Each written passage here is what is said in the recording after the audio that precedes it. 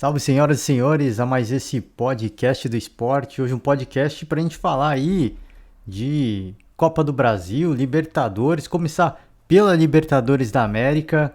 O Fluminense bateu o Olímpia por 3-1, essa primeira partida dessa, dessa fase, dessa pré-Libertadores, né? E o Fluminense praticamente encaminha aí a sua classificação para a fase de grupos da Libertadores, né?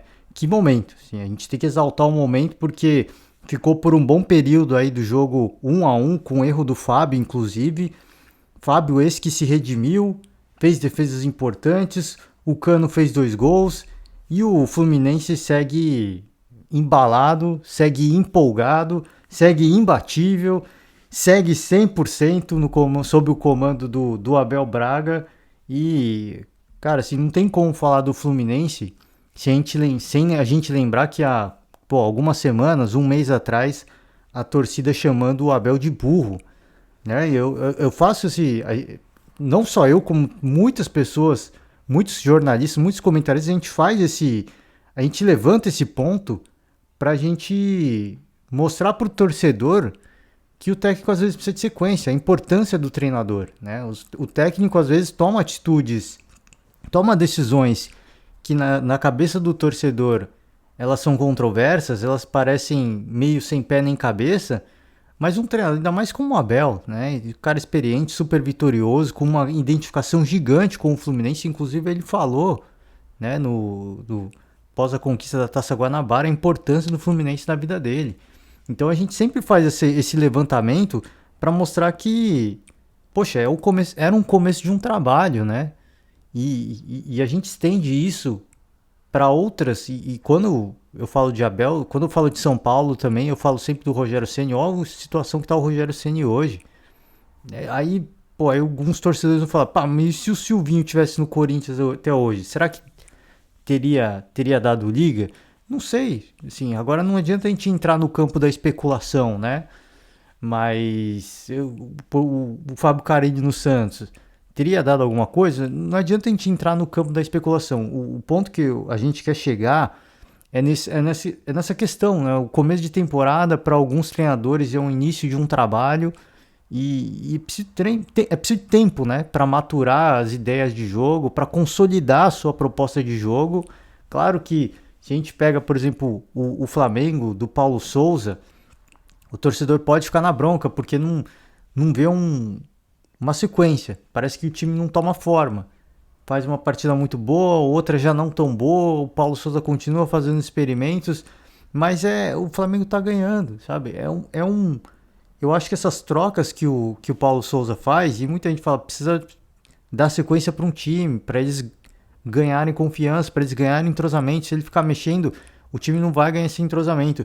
Eu acho que isso vai valer demais, vai pesar demais quando o Flamengo começar numa Libertadores, quando começar o Campeonato Brasileiro, porque vai estar todo mundo numa condição técnica, física já está todo mundo sim, não tem, alguns não estão de 100%, mas tecnicamente todos vão estar à altura de representar o Flamengo, seja numa competição de mata-mata, seja numa competição de pontos corridos.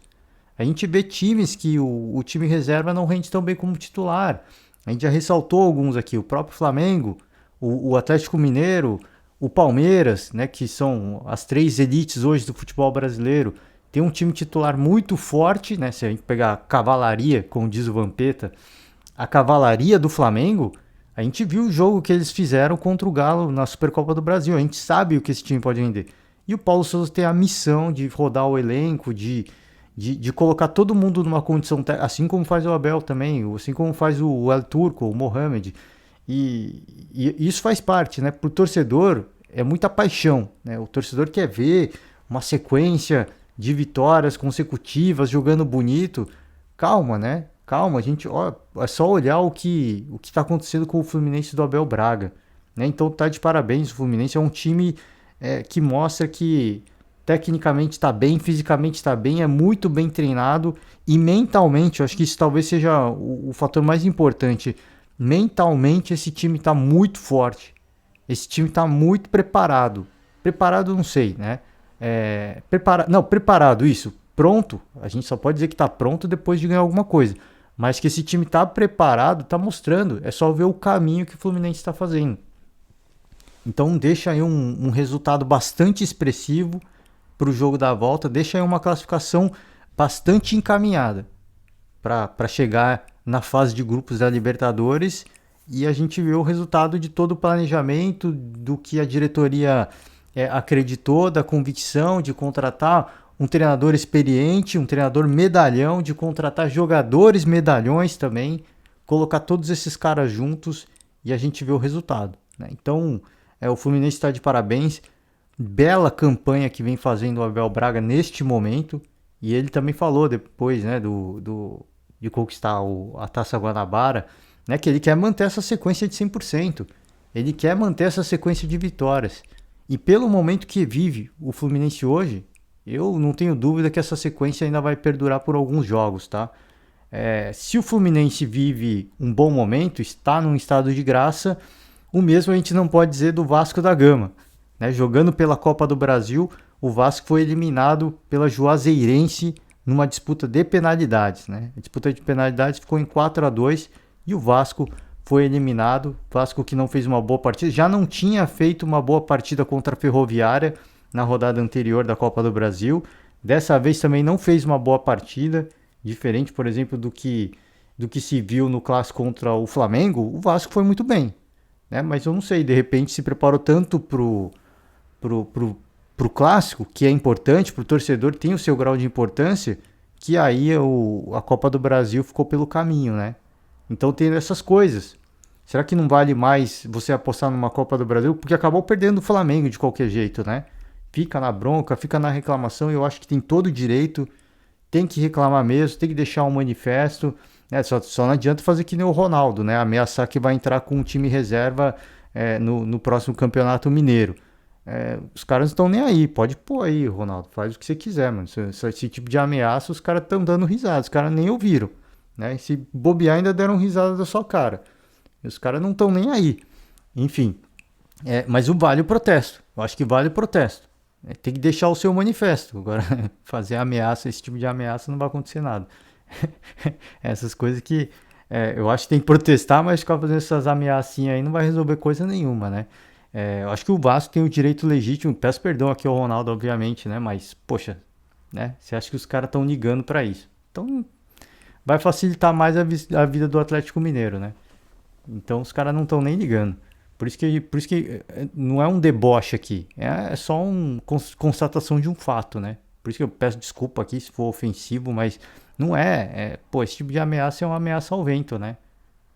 É a mesma coisa que eu pegar aqui, meu podcast tem 18 seguidores, dois vê os meus vídeos ouve meus vídeos por dia, e eu ameaço que eu vou parar de gravar o podcast se não mudar a arbitragem, né? Pô, aí tá de brincadeira, né? Tá de sacanagem, né? É uma loucura isso, né? Então, é lógico que tá nas devidas proporções, né? O Ronaldo Fenômeno infinitamente, é um universo de influência, de grandeza maior que eu, pô. Pelo amor de Deus. Mas é só. A gente faz uma brincadeira aqui só como paralelo, né? Poxa, não adianta, véio. Não adianta, assim. Tem que deixar o processo. Eu acho que o manifesto tem que ficar para que isso repercuta, para que os caras vejam, ó, tá falando, a imprensa tá falando. E de repente alguma coisa mude, né? E estimule os outros clubes que também disputam o campeonato a reclamarem, a protestarem, e aí sim, né, com um peso maior, isso tem um impacto maior. Talvez, né? Talvez. Óbvio que é muito difícil, mas acho que o protesto é válido. A mesma coisa o Vasco. Então, voltando ao Vasco, né? Que eu falei, jogou bem contra o Flamengo, perdeu. E aí agora é eliminado da Juazeirense na Copa do Brasil. Então, será que valeu tanto a pena ter despendido tanto esforço para jogar contra o Flamengo? O Palmeiras perdeu do São Paulo pouco antes da Libertadores, jogando em casa, perdeu de 2-0, poderia ter sido 4-0, porque o Palmeiras não fez nada naquela partida, porque estava 100%, e todo o time, não é só o titular não, o reserva que entrou em campo também, todo mundo estava com a cabeça na Libertadores. E aí o Abel, depois da partida, muito pressionado, falou, nós temos um plano, que hoje é frase para todo torcedor palmeirense, né? Vai dar tudo certo porque o Abel tem um plano, né? Então já virou até motivo de brincadeira e de fé do torcedor palmeirense. Mas naquela época ele falou: nós temos um plano e nós vamos seguir esse plano até o fim, custe o que custar. E ganhou a Libertadores. Então será que não era mais importante ter, de repente perde o clássico, nem que seja de forma vexatória, o torcedor vai cobrar, é óbvio que o torcedor vai ficar insano. Mas era mais importante seguir na Copa do Brasil pela receita, que mudar de fase numa Copa do Brasil é uma receita absurda. Assim, é quase R$ 1 milhão. Para um time como o Vasco, para a Juazeirense nem se fala. Porque a Juazeirense entrou nesse jogo para passar, para ganhar essa grana. É importante, é fundamental para uma equipe desse tamanho. Pô, todo respeito, mas o Vasco é muito maior, né? Então por isso que eu falo desse tamanho. Todo respeito, obviamente, mas para eles era fundamental. Era o jogo do ano. E o Vasco deveria ter encarado da mesma forma. Por quê? Vai disputar uma Série B. É uma equipe que, por mais que tenha essa situação da SAF, vai virar um clube empresa. Pelo menos a gente espera isso, né? Pelas últimas notícias. Até começar a entrar grana, até entrar até ter poder financeiro para se recuperar, para se reestruturar, vai levar tempo. Essa grana é fundamental para o Vasco seguir a temporada na Série B. Então eu acho que é o foco, né? É o objetivo. Qual que é o objetivo maior?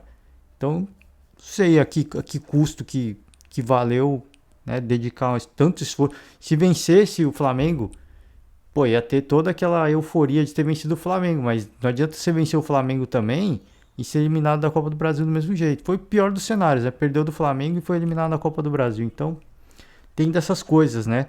O outro jogo da Copa do Brasil, o Azuriz eliminou o Mirassol, hein? Quem diria? O Mirassol que fez 3 gols no Grêmio e foi eliminado pelo Azuriz, né? Que coisa, né? Que coisa, hein?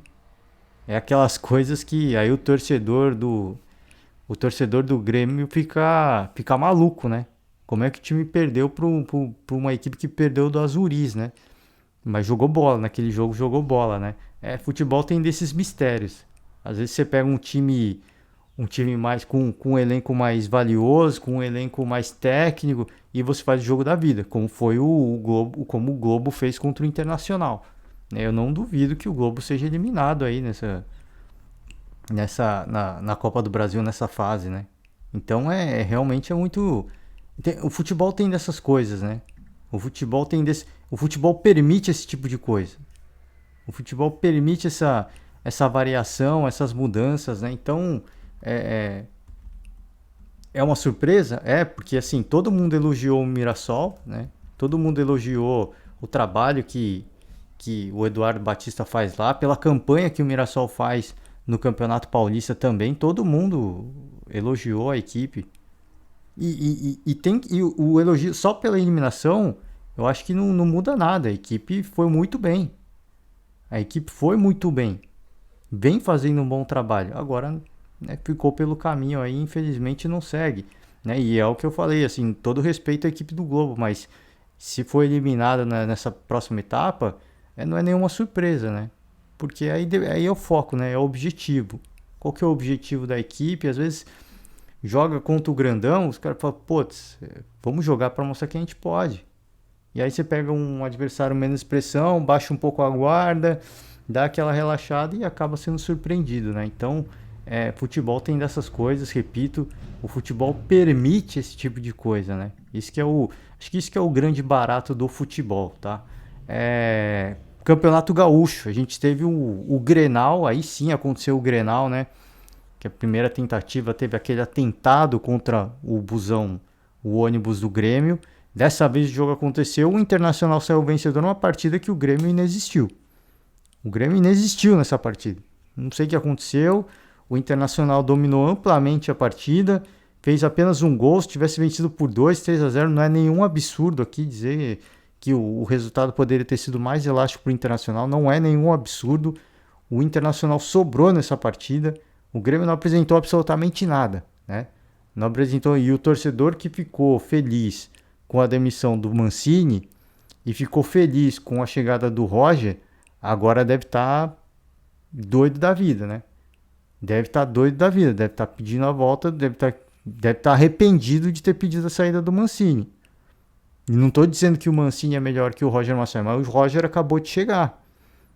E o trabalho dele, aparentemente, vai levar tempo para se consolidar. Vai levar mais tempo.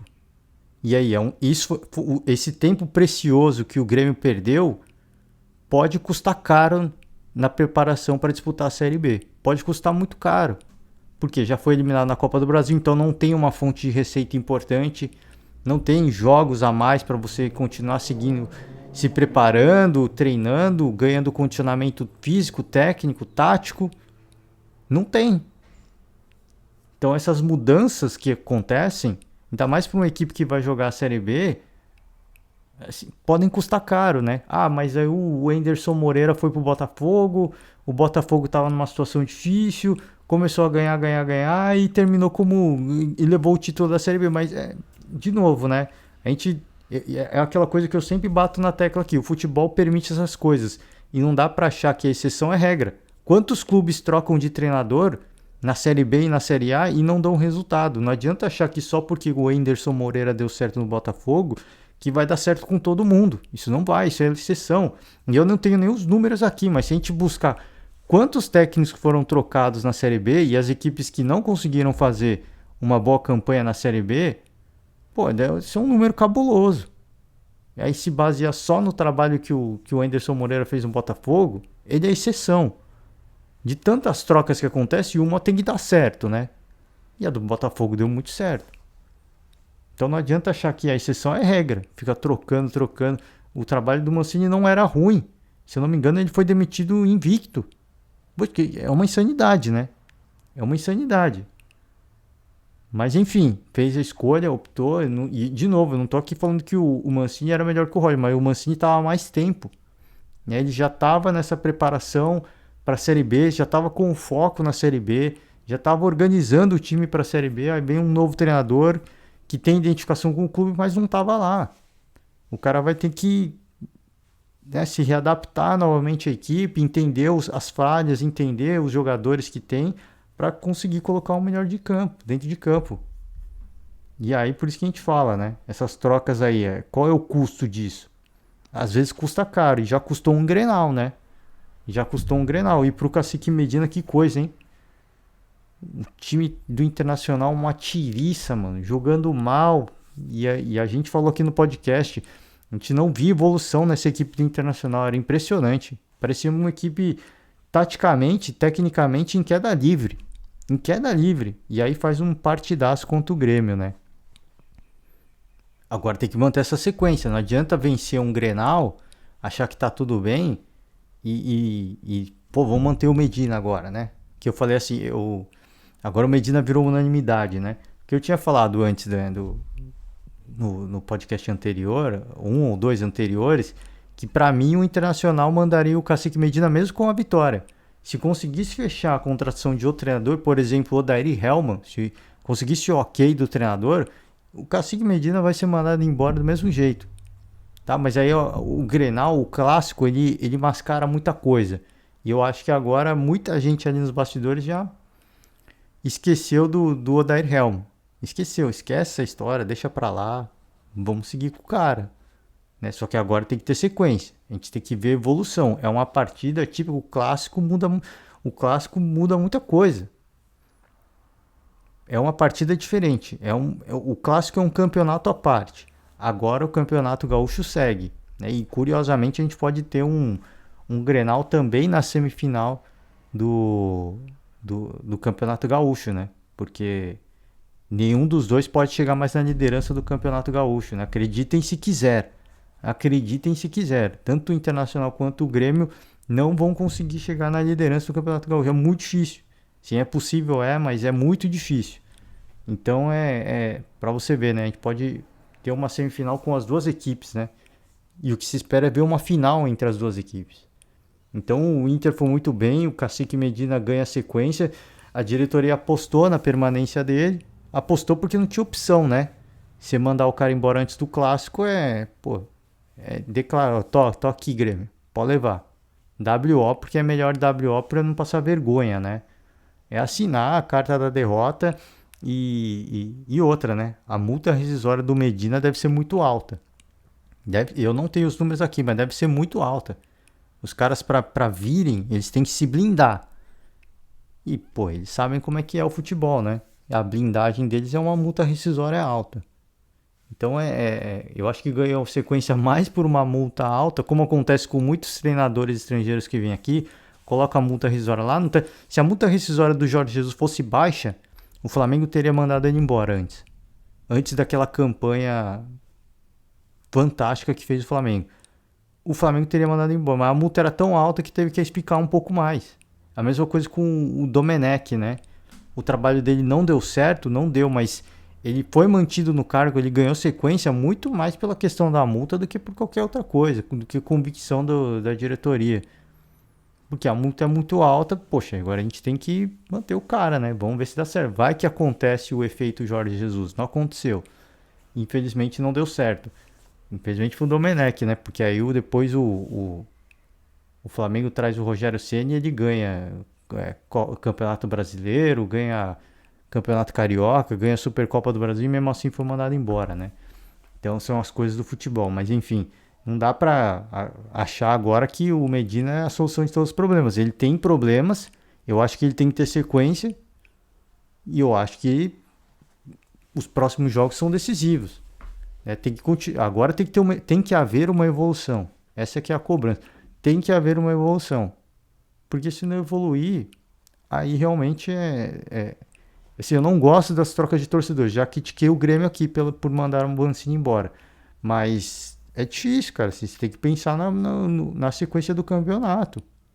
Se seguir com esse treinador, você não vê evolução, você já vai começar o campeonato brasileiro na zona de rebaixamento.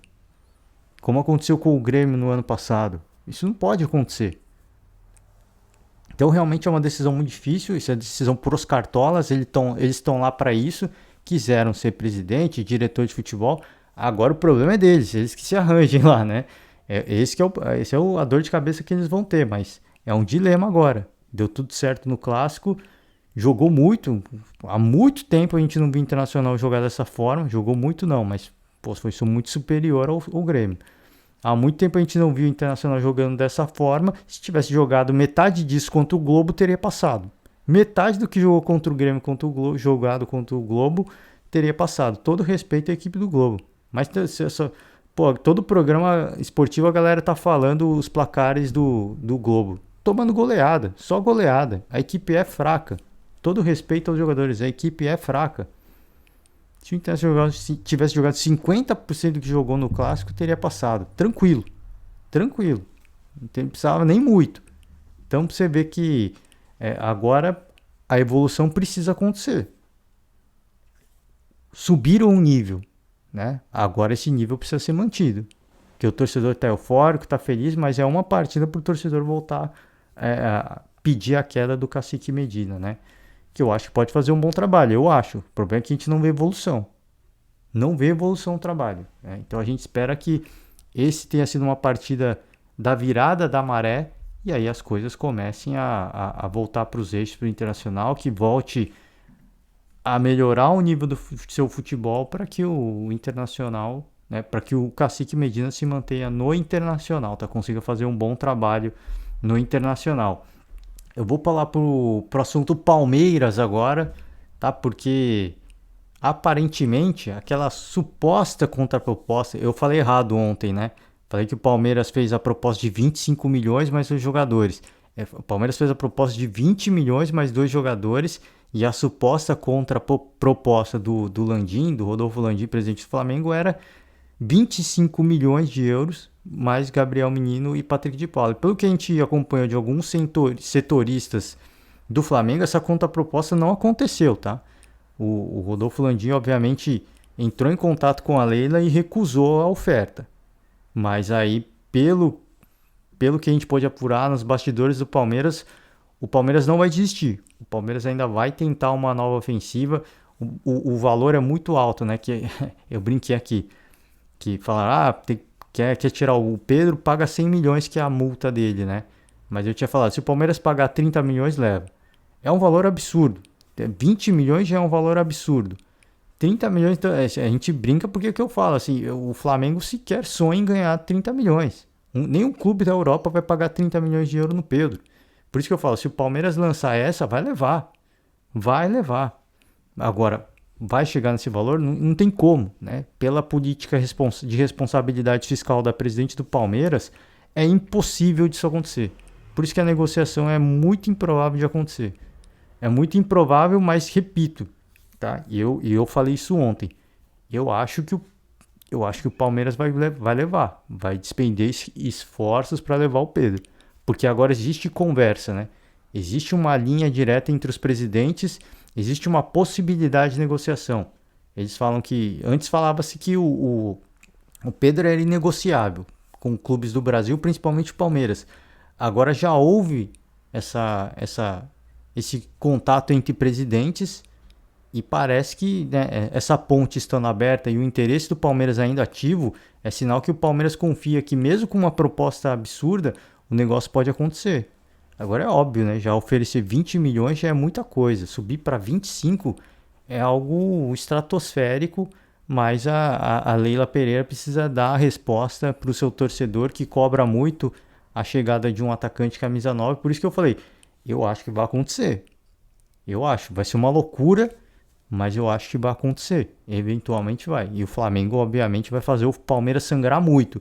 Se não com o elenco, pedindo jogadores importantes, vai fazer o Palmeiras sangrar muito financeiramente, tá? Financeiramente. Eu acho engraçado que a gente vê alguns programas esportivos e alguns deles claramente rubro-negros e falando, né? E é que o Flamengo devia assediar jogadores do Palmeiras, falando que isso vai acontecer, vai ter a bala trocada.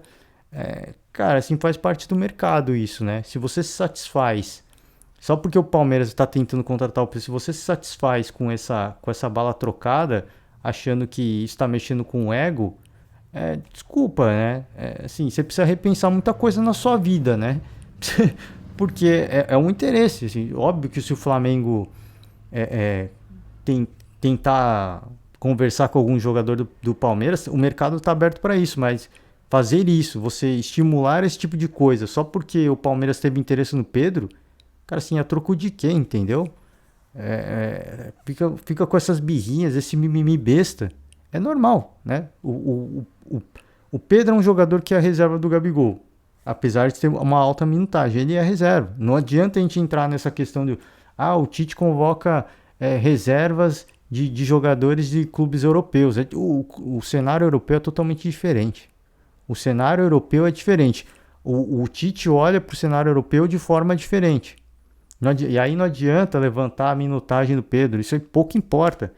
Para quem joga no Brasil, só é visto quem é titular. Pelo menos pro Tite, tá? Pro Tite, apesar de ele ter falado, elogiado o Pedro, né, na entrevista lá nos canais Globo, vazou aí uma pré-lista do Tite, o Pedro tá nessa pré-lista, mas eu acho que ele não vai ser convocado, ele só está na pré-lista. Convocação é outra história. E eu acho que ele não vai ser convocado. Se for convocado, vai calar a boca de muita gente e ele vai ganhar uma importância muito grande, né? Vai se valorizar bem em relação ao Flamengo. Aí eu acho que a negociação com o Palmeiras vai ser muito difícil. Muito difícil. Porque aí já vai dar uma valorizada, né? Agora, se não for convocado, aí vai ficar muito claro que o Tite não está olhando para quem é reserva no Brasil. Apesar de o Mauro César ter feito um dossiê, né, da minutagem dele e tentar defender a situação do Pedro comparando com os jogadores da Europa. Ele mesmo fala que o futebol praticado na Europa é de outro nível, é outra modalidade. Então ele mesmo sabe que o Pedro estando na reserva do Flamengo é muito menos do que o Gabriel Jesus na reserva do... É muito menos visibilidade, assim, é um caminhão de visibilidade a menos que o Gabriel Jesus na reserva do Manchester City. Ele sabe disso, mas é óbvio, ele levanta porque ele é rubro-negro, ele defende o ponto dele. O clube dele, tudo bem, isso é legal, mas ele mesmo sabe da diferença. Agora, se o Pedro for de fato convocado, aí cala a boca de muita gente e o Pedro se valoriza. E aí, só nessa situação, eu acho que o Palmeiras não leva o Pedro, mas se o Tite convocar o Pedro não entrar na lista, vai ficar claro que ele é um cara que não vai ser convocado se ele não for visto. E aí pro próprio Pedro vai fazer... Ele não vai... Não tô dizendo que ele vai entrar numa briga, porque ele é flamenguista, ele não vai brigar. Ele não é um cara brigão, ele não é disso. É um cara bastante religioso, ele é bastante tranquilo. Mas eu acho que ele, né, internamente ele já vai sinalizar de que seria interessante, pelo menos. Seria interessante. Ele tá quieto, ele tá na dele. Se essa convocação não sair, eu acho que pode dar uma balançada no próprio atleta, né? Eu também não sei se ele tem interesse de ir para a seleção. Aí são outros 500. Às vezes o cara não tem interesse. A gente fala porque todo jogador fala que tem um sonho de ir para a seleção. Por isso que a gente comenta essas coisas. Mas às vezes o cara tá tranquilo. É o que a gente fala. Ele é um cara muito religioso. E ele coloca nas mãos de Deus, né? Às vezes ele fala, pô, Deus tem um plano para mim. Se não é para ir para a seleção, eu vou fazer o meu melhor onde eu tô. Às vezes é assim, e não é comodismo isso. Isso não é comodismo. O cara, ele tem a visão de existencial dele e ele segue a risca. E isso tem que ser elogiado. Então, se ele pensa assim, bom pra ele, né? Ele é um cara que acredita, tem as suas ideias, tem as suas convicções e tem que ser elogiado por isso. Agora a gente só especula, né? Tudo é especulação. Então, por isso que às vezes a gente especula uma coisa e a cabeça do jogador tá totalmente diferente. Né? O cara olha e dá risada. Nossa, meu Deus do céu, os caras estão falando um negócio que não tem nada a ver, né? Às vezes sim. Então, mas é aquilo que eu só seguindo nessa linha do Palmeiras, acho que se o Pedro não for convocado, o Palmeiras vai insistir e eu acho que a presidente vai fazer uma loucura para levar o Pedro. Eu acho que sim, porque ele tem o perfil que prega, que deseja a diretoria do Palmeiras, tá? Só seguir falando de Palmeiras, a presidente do Palmeiras rachou com a Mancha Verde organizada, eu não sei, rachou com a organizada, né?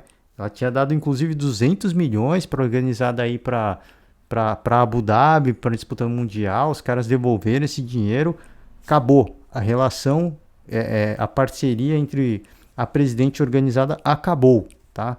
Muito por conta do pedido da torcida organizada pela saída do cara do marketing, né? Silvério, alguma coisa assim, porque ele é corintiano e desde que ele chegou ao Palmeiras, os torcedores pedem a saída dele. E a Leila Pereira falou: não, é um cara profissional, ele pode torcer para outra equipe, mas aqui ele faz um trabalho profissional. Trabalhando pelo Palmeiras, ele vai vestir a camisa do Palmeiras. E na cabeça do torcedor isso é inconcebível, pediu a saída. A Leila se sentiu traída, se é que a gente pode dizer assim, porque a torcida não a apoiou. O profissional, ele, não foi a presidente que mandou ele embora. Ele optou por sair, pela pressão, né? Pela cobrança dos torcedores. Ele optou por sair. E aí, nesse momento, a presidente do Palmeiras entendeu que a relação que ela tinha com a torcida já não fazia mais sentido.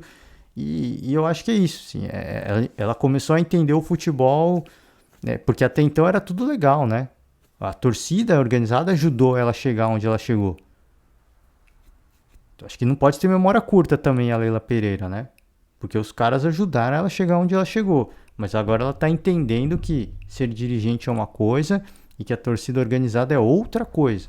E existe um peso muito grande, tá? A cobrança da torcida organizada, ela é muito grande. A Gaviões fez o Corinthians mandar o Silvinho embora. O Duílio falou, foi por pressão da torcida. Então o Corinthians cedeu à pressão da torcida. A Leila Pereira, obviamente, não iria e não irá ceder, ela já falou isso. Ela não irá ceder à pressão de torcedor. Nem de ninguém. Nem de dirigente, nem de conselheiro. Ela não vai... ela não vai desistir das convicções dela, né, daquilo que ela acha. Mas agora ela está começando a entender o que é ser presidente de um clube de futebol. Até então, ela era só a patrocinadora. Depois ela virou só conselheira. Agora ela é presidente. E ela é cobrada como presidente. Não é, porque é mulher. Não, todos os presidentes de qualquer clube sofrem a mesma pressão que a Leila Pereira está sofrendo. Só que ela já falou, eu não vou ceder à pressão. O cara do marketing saiu porque ele quis, né? Eu esqueci o nome dele, eu peço perdão. Silvério, Olivério, alguma coisa assim. Peço perdão também ao profissional. E ela ficou muito chateada, porque é um cara que ela confia muito. E ela queria ele, um cara de confiança, né? Queria ele ao lado dela nessa gestão. Infelizmente não vai seguir. E agora houve o racha. Paulo Nobre tinha feito isso também, né? Um racha com organizado. Então agora ela já está sentindo na pele que é outra coisa. Ser dirigente é outra coisa e o relacionamento com a torcida é outra coisa.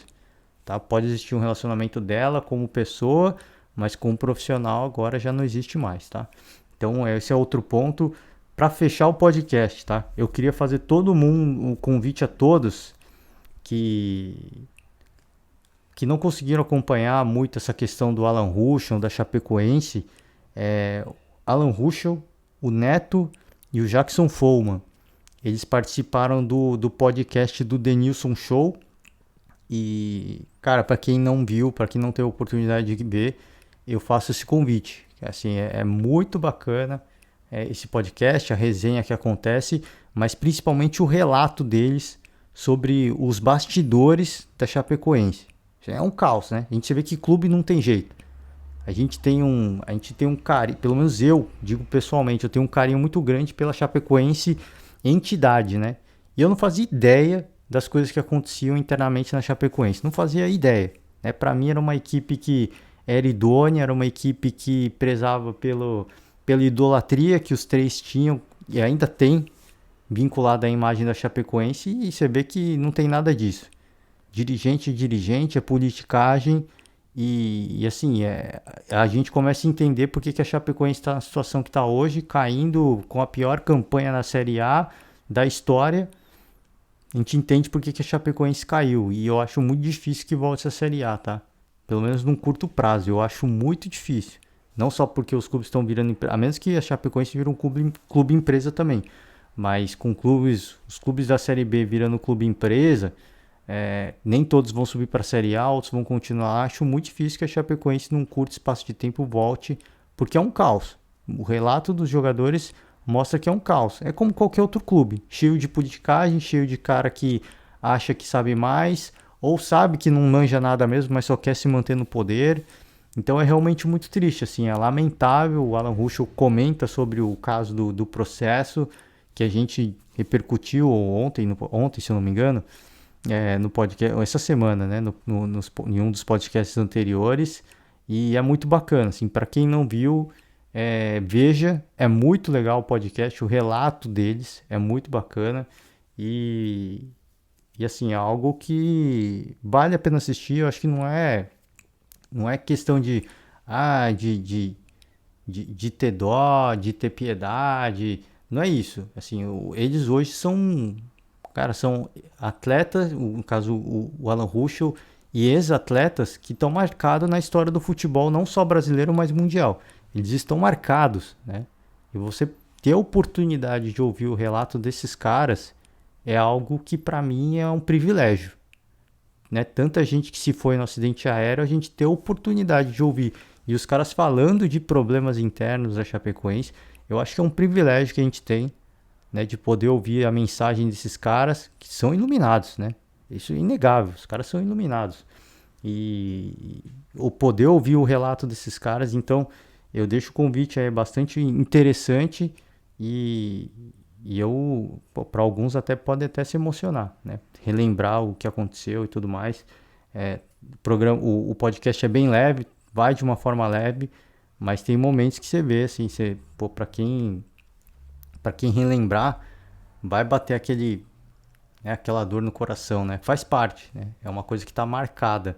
Por isso que vai estar marcada na história do esporte e do futebol, não só brasileiro, mas mundial também. Então é isso, gente. Por hoje eu vou encerrar o podcast.